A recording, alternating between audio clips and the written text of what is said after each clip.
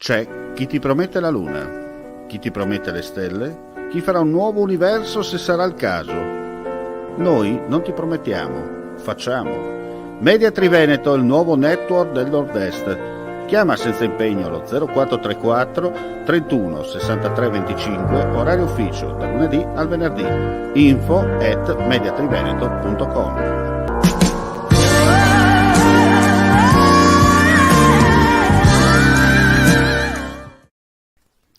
Ben ritrovati gentili amici e amiche alla visione e all'ascolto per quanto riguarda il nostro web giornale live, le ultimissime dal Friuli Venezia Giulia.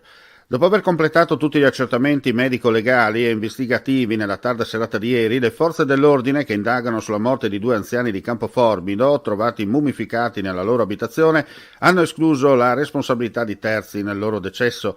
Soltanto ulteriori approfondimenti consentiranno di stabilire la causa della morte e soprattutto la data. La donna, Antonilia Finotto, 72 anni, è stata trovata distesa a terra in una camera da letto. L'uomo, Paolo Simonetti, di 66 anni, era invece nel soggiorno, sempre del primo piano. Oltre alle indicazioni che saranno fornite dall'anatomopatologo, saranno esaminati anche i cellulari degli anziani per verificare a quando risalgono gli ultimi contatti in entrata e in uscita. Assessore Zani, si è appena conclusa la conferenza stampa, un importante messaggio per ripartire e soprattutto riscoprire un territorio particolare incastonato in una perla come quella della Pedemontana friulana. Assolutamente sì, quando si parla della riserva naturale del lago di Cornino si parla di una eccellenza del nostro territorio, ma si parla anche di un'area naturalistica che ha un elevato valore sia dal punto di vista della conservazione ma anche quello della promozione dello sviluppo.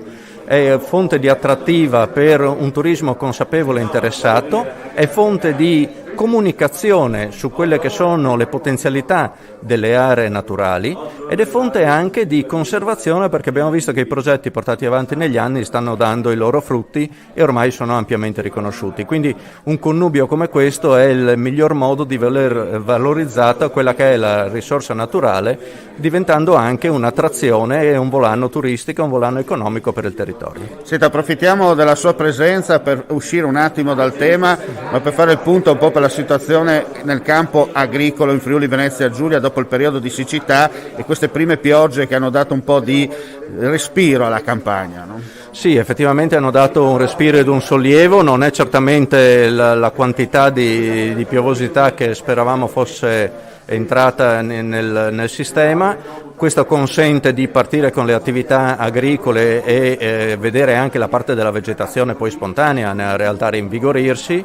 È altrettanto evidente che speriamo le prossime piovosità che sono previste riescano anche a rimpinguare sia il livello delle falde che il livello dei bacini. Questa è la condizione in cui oggi stiamo lavorando, non siamo più nell'emergenza, però siamo in una fase di vigile attesa. Il sindaco di Cervignano, Gianluigi Savino, con un'ordinanza ha vietato l'accesso al parco Pradolin per motivi di sicurezza. Durante l'attività di recupero di rifiuti abbandonati, operazione coordinata dal servizio regionale competente in collaborazione con l'amministrazione comunale, è stato rinvenuto un ordigno bellico. Subito sul posto i carabinieri che hanno provveduto a circoscrivere il luogo, la rimozione è prevista dopo le festività pasquali. Con questa notizia chiudiamo qui questa edizione flash, grazie come sempre per la visione all'ascolto, non resta che augurare a tutti voi un buon proseguimento di giornata. Vuoi assaggiare una birra dove al suo interno scopri la specialità tipica friulana?